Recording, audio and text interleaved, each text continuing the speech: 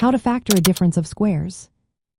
Imagine you're solving a puzzle where two perfect squares are being subtracted.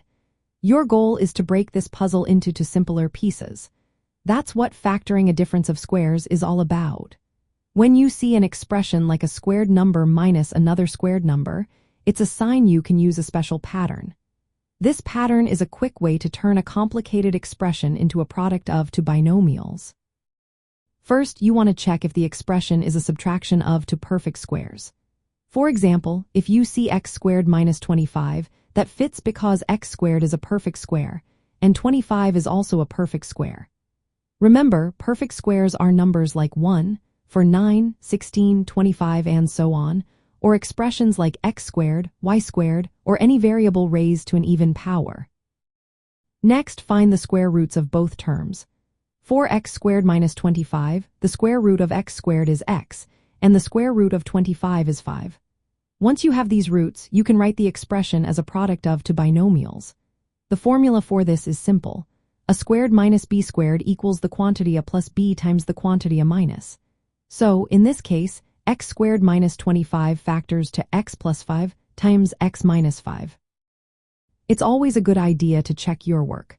Multiply the two binomials back together using the FOIL method, first outer, inner, last, and see if you get the original expression.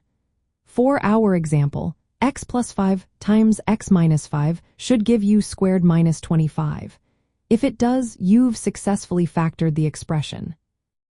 Let's look at another example, for x squared minus 49. Notice that for x squared is a perfect square because it is the same as 2x squared. 49 is also a perfect square, being 7 squared. So this expression factors to 2x plus 7 times 2x minus 7. Factoring difference of squares is useful in many areas of algebra. It helps simplify expressions, solve equations faster, and even makes calculus problems easier. Remember, this method only works when both terms are perfect squares and are separated by a subtraction sign. It doesn't work for sums of squares, which usually cannot be factored over real numbers. Also, variables need to be raised to even powers to be perfect squares. Once you get the hang of recognizing the pattern, factoring difference of squares becomes a quick and easy step in solving many polynomial problems. Practice with different examples, and you'll see how often this pattern appears in algebra.